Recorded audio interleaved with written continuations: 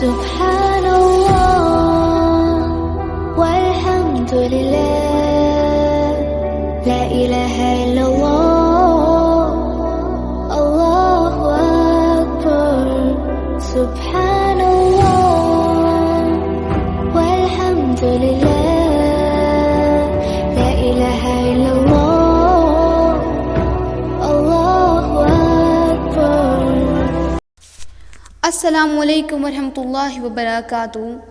بسم اللہ الرحمن الرحیم۔ پیارے بچوں، آج ہم پڑھیں گے کلاس 8 کی اسلامیات، باب نمبر 1، سبق نمبر 5، شرک کی ابتدا۔ اس وقت روئے زمین پر بسنے والے تمام انسان حضرت آدم علیہ السلام کی اولاد ہیں۔ انسانوں میں سب سے پہلے اللہ نے انہی کو پیدا کیا۔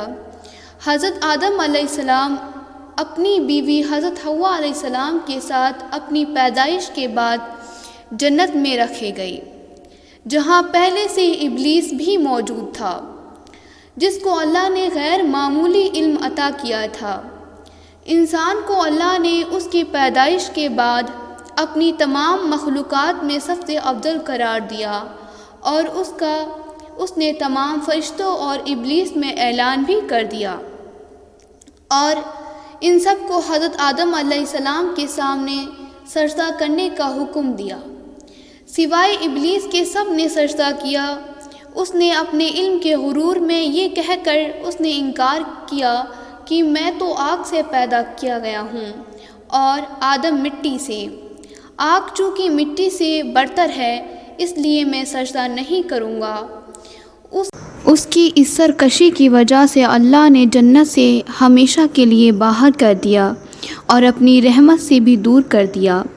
البتہ اس کی خواہش اور درخواست پر اس کو اتنا اختیار دیا کہ وہ اپنی شکل تبدیل کر کے کسی بھی انسان کی صورت میں انسان کے پاس جا کر دھوکے سے ان کو اللہ کی عبادت سے ہٹا کر اپنی طرح ملعون و مردود بنائے، اور توحید سے نکال کر شرک و کفر میں مبتلا کرے۔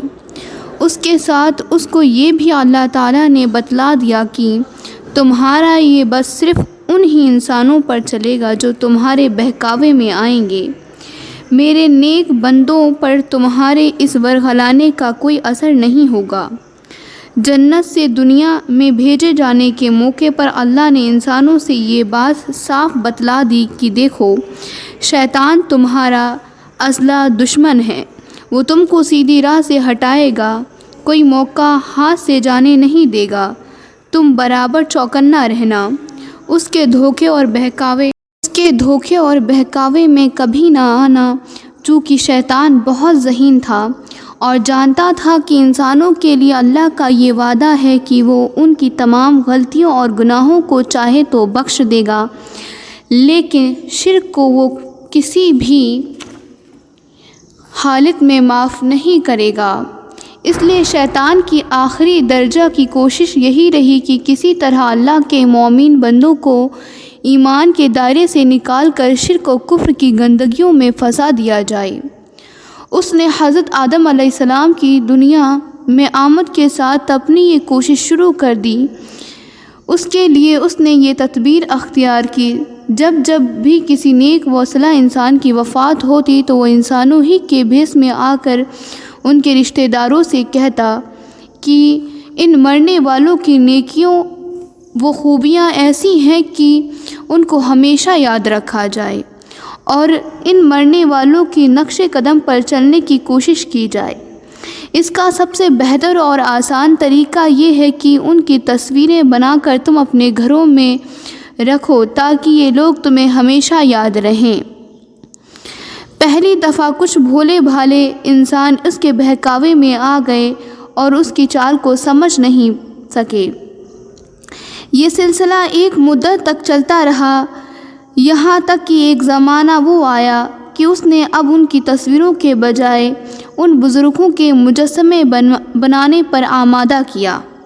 نتیجہ یہ ہوا کہ جب بھی کوئی نیک آدمی مر جاتا تو اس کا مجسمہ بنا کر اس کو عبادت خانوں میں رکھا جاتا اور اس مجسمے کو اس مرحوم شخص کا نام دیا جاتا۔ مشرکین کعبہ اور کفار عرب میں موجود مشہور بت لات و عزیٰ اور منات وغیرہ کے مجسمے بھی انہی مرنے والوں کی طرف منسوب تھے۔ ابتدا میں لوگوں نے ان مجسموں کو اپنے مرحومین کی یاد کے لیے صرف بنا کر رکھا، بعد میں آنے والی ان کی اولاد نے بطور تہذیب اس کو چومنا شروع کیا۔ اس کے بعد آنے والوں نے اس کے سامنے جھکنا شروع کیا، یہاں تک کہ ایک زمانہ وہ آیا کہ ان کے لیے سجدے ہونے لگے، ان کے سامنے ہاتھ پھیلائے جانے لگے۔ کچھ لوگوں نے اللہ تک پہنچنے کا ان کو ذریعہ سمجھا، یہاں تک کہ آخر میں ایک نسل ایسی آئی کہ خود انہی کو خدا سمجھنے لگی۔ ان کو یہ تک معلوم نہیں رہا کہ ان کے آبا و اجداد نے کیوں ان مجسموں کو بنا کر گھروں اور عبادت خانوں میں رکھا تھا اور اس کا کیا مقصد تھا۔ مرنے والے نیک لوگوں کے یہ مجسمے، جن کو دیکھ کر جانے والوں کی نیکیوں کو یاد کر کے اس پر عمل کرنے کی کوشش کی جاتی تھی، اب خود پوجے جانے لگے۔ اس طرح شیطان اپنی غیر معمولی ذہانت سے انسانوں میں شرک پھیلانے میں کامیاب ہو گیا، یہاں تک کہ انسان اب ہر اس چیز کی پرستش کرنے لگا جس میں اس کو کوئی فائدہ نظر آیا۔ اس کے ساتھ درخت، جانور، پتھر وغیرہ کی بھی عبادت ہونے لگی۔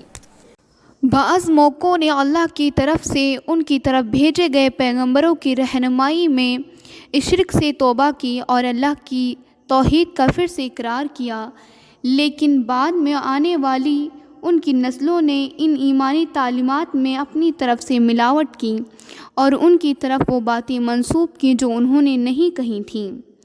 نتیجہ یہ ہوا کہ بعد میں آنے والی ان کی اولاد صحیح و غلط میں فرق نہ کر سکی۔ پھر وہ زمانہ آیا کہ خود ان نبیوں اور پیغمبروں ہی کو خدا سمجھا جانے لگا۔ کسی نے ان کو نعوذ باللہ اللہ کا بیٹا کہا تو کسی نے ان کو خدا کا درجہ دیا۔